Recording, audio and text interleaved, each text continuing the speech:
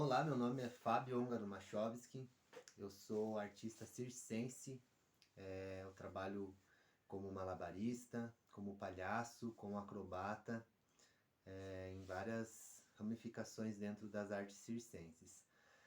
Eu trabalho com circo há aproximadamente já uns 10 anos, 10 a 11 anos, e eu sou do município de Curitiba.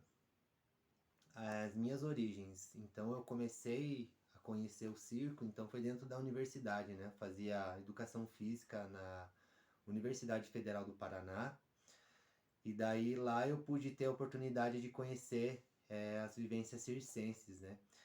Então, a partir da disciplina, que a gente tinha uma matéria, esportes ginásticos era o nome, e dentro de esportes ginásticos a gente tinha essa vivência com o circo. E daí foi uma paixão à primeira vista, assim, né? Eu já, na verdade, brincava um pouco de malabares, já tinha aprendido a jogar três bolinhas, já sempre gostava de atividades de equilíbrio. E então, para mim, foi assim, me encontrei mesmo, né? Foi realmente algo que me fez perceber coisas que eu já gostava e que poderiam, dali para frente, ser minha profissão. Então, nessa disciplina a gente precisava produzir alguns malabares, a gente precisava aprender a manipular eles e eu super depois da disciplina continuei com esse empenho. Aí adquiri materiais profissionais, comecei a ir em alguns encontros, conheci alguns malabaristas que já eram profissionais na época e com algumas dicas eu comecei a evoluir. Então a minha trajetória no circo começou com festas, assim, com eventos de recreação, algumas coisas que eu ainda não tinha muita experiência e que eu não sabia como usar essa linguagem, né? Eu fazia algumas recriações com brincadeiras tradicionais ou reinventadas, mas aí eu comecei a perceber a potência, por exemplo, do personagem quando eu usava o palhaço. Então, só de colocar o nariz vermelho, de dar essa luz, né, que a gente fala, essa luz vermelha, já começava a trabalhar algo tanto, né, nas crianças, ali nos adultos que eu tinha contato, como em mim mesmo. Aí eu descobri uma nova potência interna, uma nova possibilidade de me comunicar. Então, quando eu comecei a trabalhar com palhaço, foi realmente também transformador. Depois, no tempo dentro do circo, eu comecei a perceber também quem eu era dentro do circo. Se eu era palhaço, se eu era malabarista, se eu era acrobata, se eu era equilibrista. E aí eu comecei a ver que dava para ser tudo isso. Em alguns momentos, em algumas situações, né, uma especificidade maior para algo, pro ser palhaço, às vezes pro ser malabarista, né?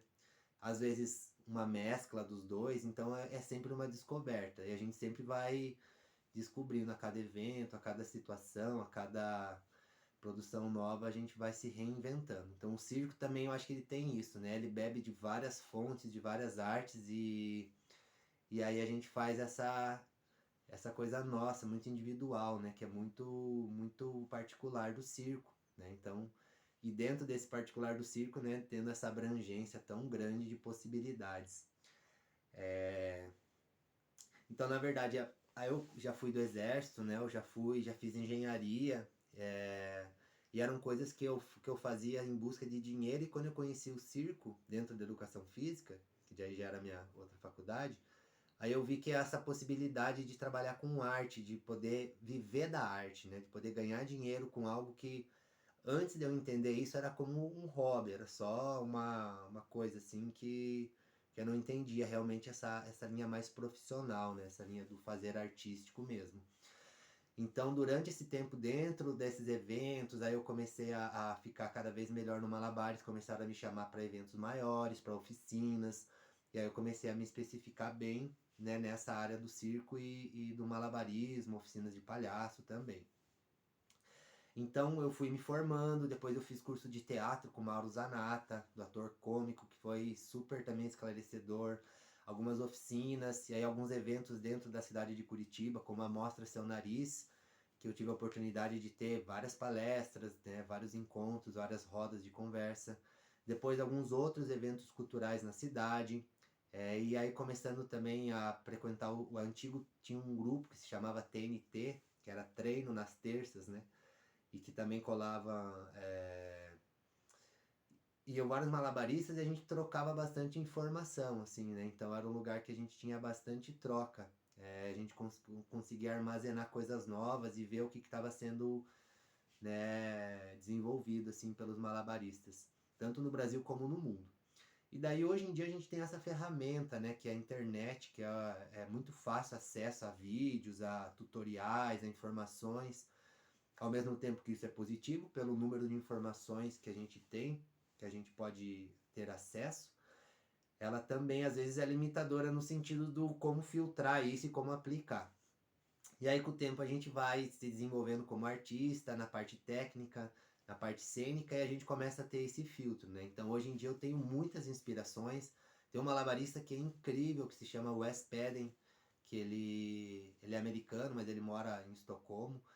E ele, até os lugares, né, que alguns malabaristas moram, a maioria na Europa, porque eles têm muito mais incentivo, tem muito mais reconhecimento, né? Então tem lugares que tem bolsas de estudo para eles, para fazerem, né, para participar, para morar, enfim, né? Tem um incentivo bem legal. Tem os grupos, né? Tem tanto no Brasil tem alguns encontros, né? Que eu já frequentei alguns, tanto dando oficina, né? Na convenção brasileira, na convenção aqui do sul de Floripa também. E aí na Europa tem a grande convenção mundial, que é a European Juggling Convention, que é onde vão todos os malabaristas do mundo, os melhores, quem é profissional, vai os amadores, vai quem está começando.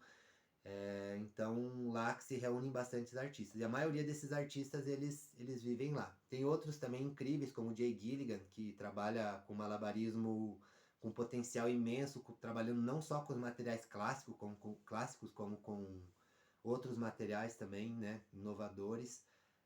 O Luke Burrage, que é um excelente malabarista, que também faz um ranking anual de alguns malabaristas, que daí dá para ter, né, uma noção do que está sendo desenvolvido ano após ano, dentro da linha de cada malabarista.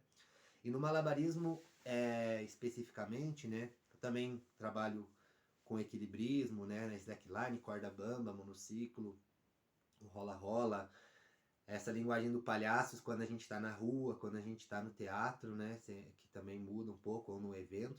E no malabarismo eu tenho essa linha de também trabalhar com vários equipamentos. Então eu trabalho com malabarismo de contato, né, trabalho com claves, com bolas, com malabares de lançamento, com manipulações, trabalho com dapo star, prato chinês, o cigar box, bolas de rebote, todas essas técnicas eu gosto de desenvolver.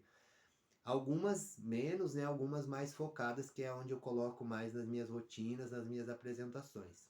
Principalmente o malabarismo de contato, né? As bolas, que são. E as claves.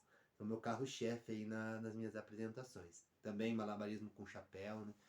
Então o malabarismo a gente vai desenvolvendo e aí a gente começa a linkar, a gente começa a ter habilidades que podem ir para vários outros equipamentos, assim, né?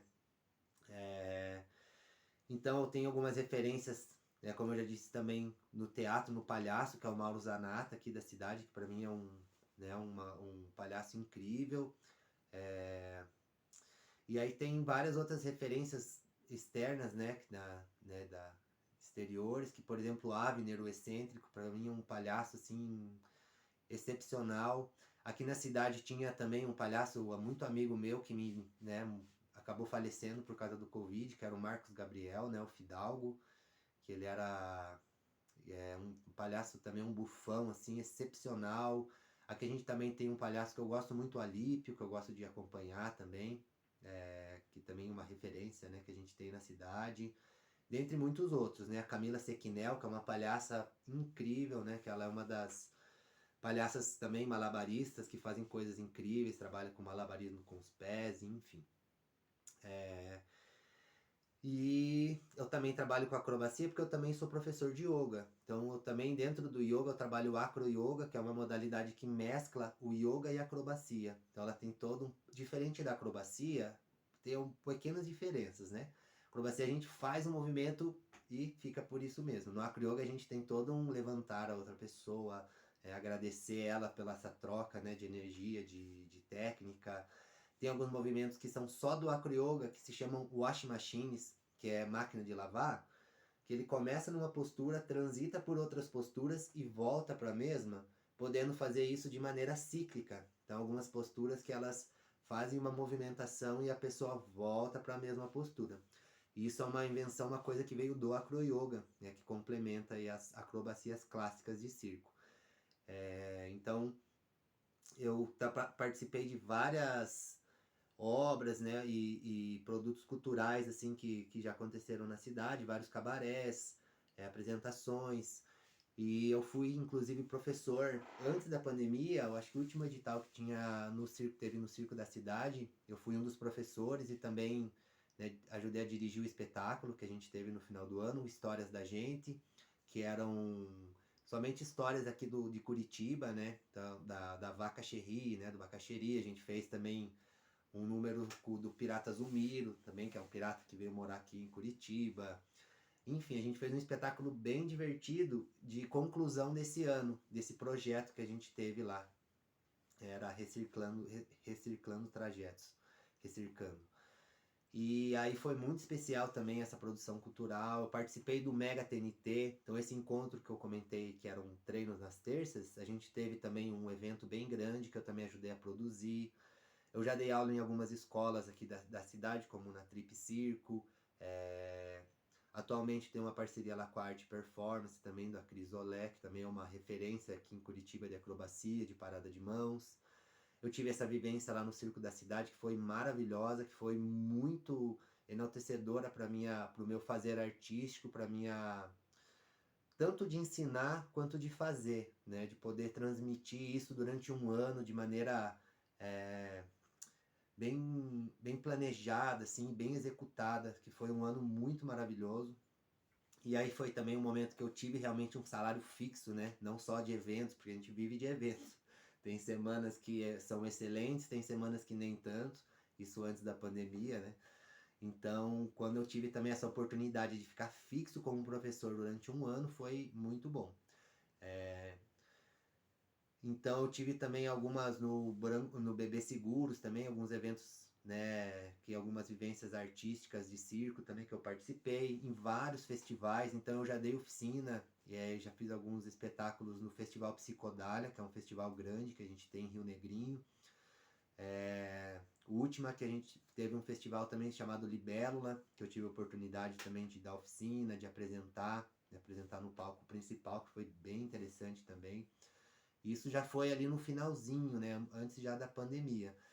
Então esse meu amadurecimento como artista, nesses, né, 7 anos até a pandemia, ali quando começou a pandemia, eu estava realmente subindo de degrau, assim, ao meu ver, no meu fazer artístico. E isso também refletindo na questão profissional, né? Então várias festas, vários eventos chamando, porque realmente eu estava me amadurecendo como artista, né? Mantendo esse foco. Então também tive essa, como eu falei, essa oficina, também vivências lá na Convenção Brasileira, que também muita troca artística, e poder estar ensinando lá foi excelente. A convenção também de Floripa, que eu também, né, ministro oficinas de malabarismo, de yoga e de acro-yoga, que sempre a gente faz uma troca que, né, ensina e aprende um pouco sempre, né? Acho que esse que é o caminho. Então, desses eventos, assim, dessas produções culturais, essas são algumas das principais, né? E daí tem várias, inúmeras outras. Agora, durante a época de pandemia, quando começou a pandemia foi um choque, né? Então a gente estava ali, antes da pandemia, com vários eventos, estava acontecendo um movimento artístico bem interessante. E aí, quando veio a pandemia, deu aquela, né, travada mesmo, assim.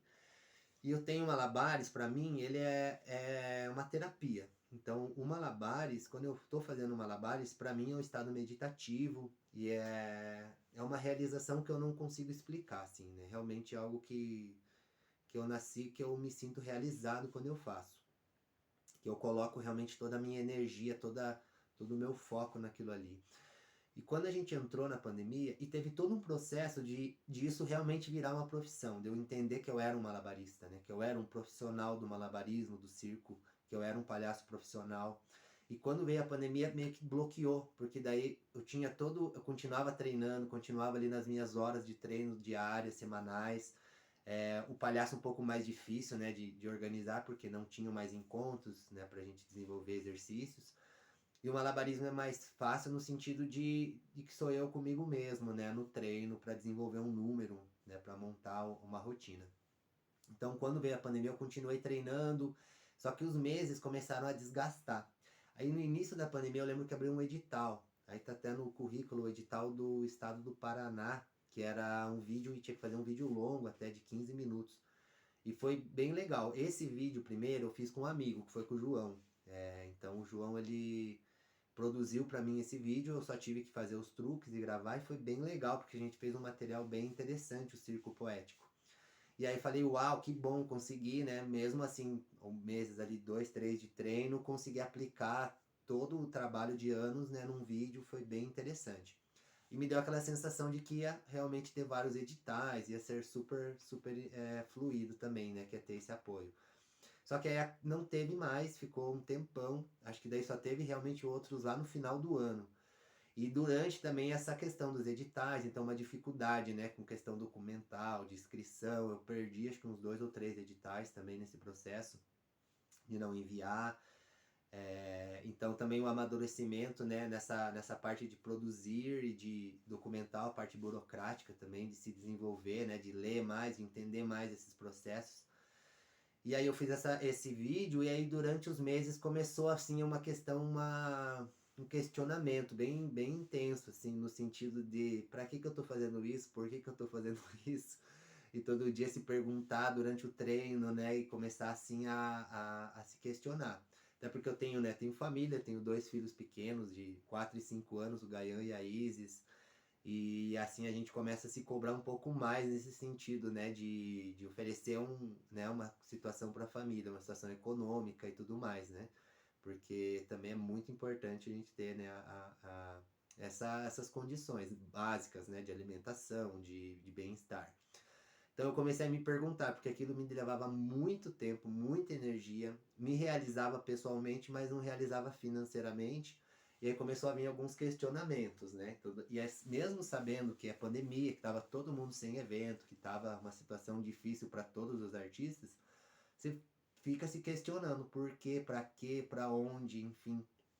Será que eu não volto a focar um pouco mais só no yoga, nessa parte mais online?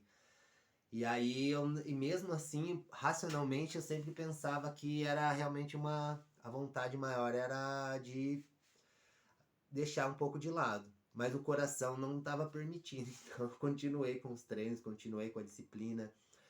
E aí, no final desse primeiro ano de pandemia, ali 2020, tiveram alguns editais no final do ano. Inclusive teve um da Funarte, um nacional, teve um da prefeitura aqui também de Curitiba, e que eu acabei passando nesses. Eu fiquei bem feliz, né? Porque com outras referências que eu tinha como malabarismo, que eu tenho, né, como malabarismo também, de São Paulo, do Rio, e aí até nesse edital da Funarte eu fiquei na frente, né, de alguns vários, e fiquei bem contente, assim, por...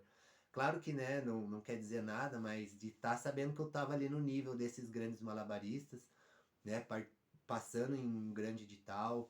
Esses da Fundação Cultural, alguns eu passei, alguns não. É, e aí foi bem legal, porque daí eu comecei a sentir esse retorno novamente.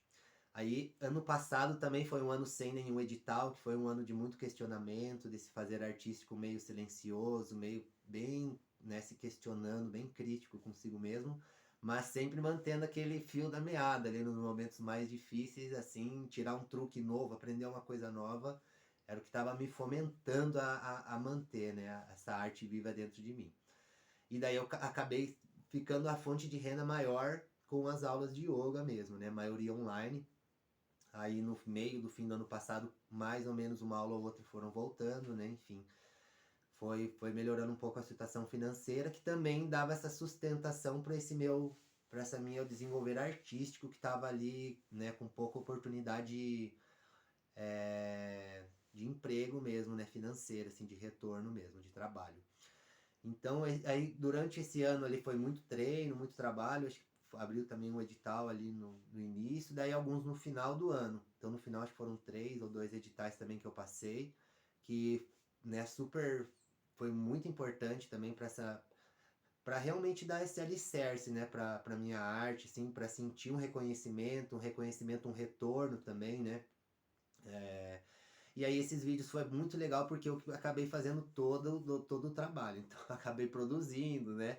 Montando as rotinas, pensando onde que eu ia fazer, onde que eu ia gravar. Alguns deles tentando aproveitar a cidade, os parques, né? Elaborando um roteiro próprio, podendo aplicar as minhas ideias do jeito que eu queria, jeito, imagens, né? Ângulo de gravação, depois fazer a edição desses vídeos, coletar esse material, poder produzir a própria música, né, com flauta, com instrumentos.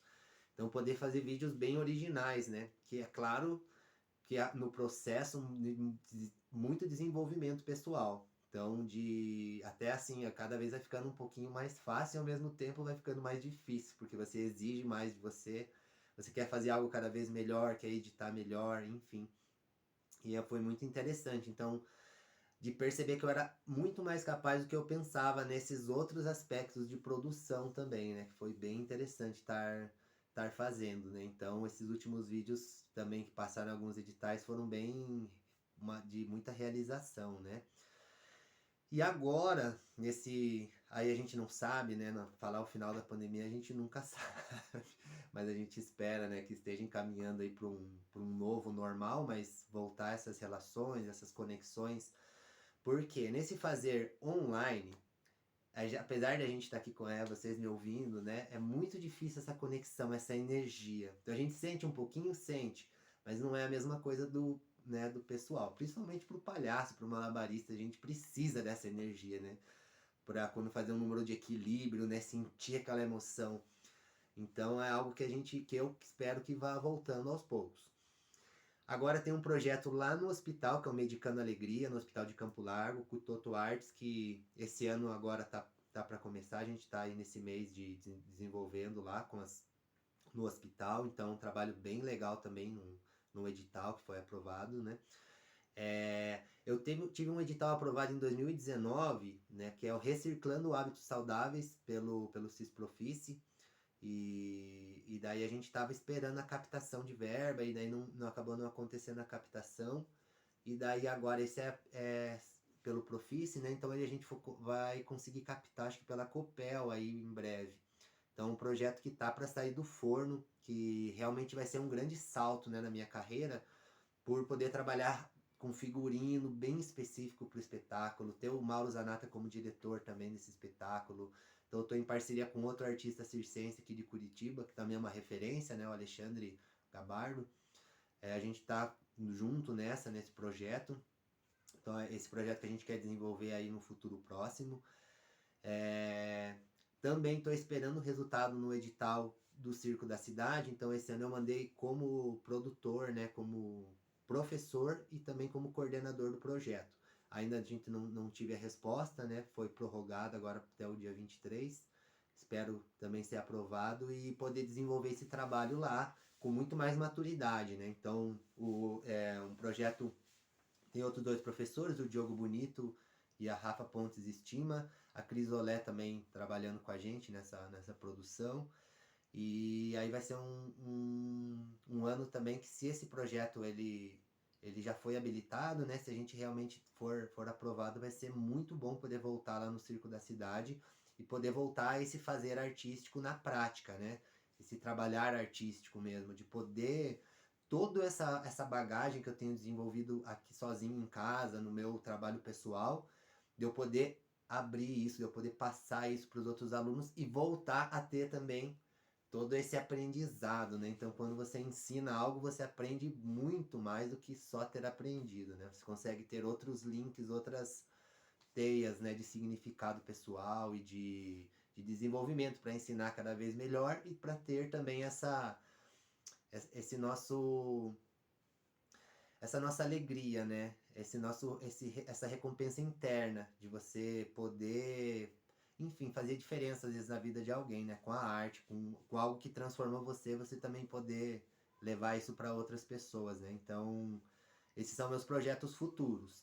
E, né, no aguardo também de que voltem vários festivais, que voltem vários eventos aí no particulares, festas infantis também, que eu faço bastante, que também há muito tempo não tem acontecido. Então poder estar se desenvolvendo e poder estar trabalhando, né, de maneira bem efetiva aí nesse futuro próximo. Então a arte aqui na cidade de Curitiba, né, ela tem suas dificuldades também, né, ainda mais nessa época de pandemia, mas também tem as suas alegrias, né? Então ó, esses editais que foram abertos pela Fundação Cultural, pelo governo do estado, também alguns editais que aconteceram. Agora essa oportunidade, né, no Unespar, nesse edital também, de estar sendo ouvido, né, de poder falar sobre a nossa experiência, poder colocar a nossa bagagem. Isso é bem interessante, é muito legal, né? Eu acho muito importante e esse financiamento da cultura continue acontecendo, né? Para todos os artistas, para todas as áreas culturais, para a área do circo, para o circo continuar crescendo. Curitiba sempre foi uma referência nacional em circo. E há alguns anos eu sinto que uma certa fraqueza em alguns aspectos, né? De novos talentos, de novos artistas circenses. Um pela pandemia, né? E outras vezes por falta de mais projetos, né? De mais situações que levem essa arte circense para a população, né? Então essas iniciativas também, né? Esses editais e tudo, eu acho muito importante para a gente continuar fomentando e continuar alimentando essa arte, né, na cidade. Então basicamente é isso, né? Queria agradecer novamente a oportunidade de poder estar contando minha história para vocês, né? Espero ter, né, passado bem claro tudo que eu queria. E vamos seguindo firmes e fortes, né? Nesses desenvolvimento, nessas práticas, nesse polir, nesse polimento. Então, né? Polir como, né, alguns que falam polir como um diamante, né? A nossa arte, poder estar sempre polindo, deixá-la cada vez mais resplandecente, mais brilhosa, para que isso toque cada vez mais corações, mais mentes, mais almas, né? Mais pessoas possam usufruir, né? Do nosso desenvolvimento como artista e também, né, um desenvolvimento artístico pessoal de cada um. Então, né, meu nome é Fábio Garumachowski, novamente. Obrigado pela atenção, né, e até uma próxima oportunidade. Obrigado, tchau, tchau.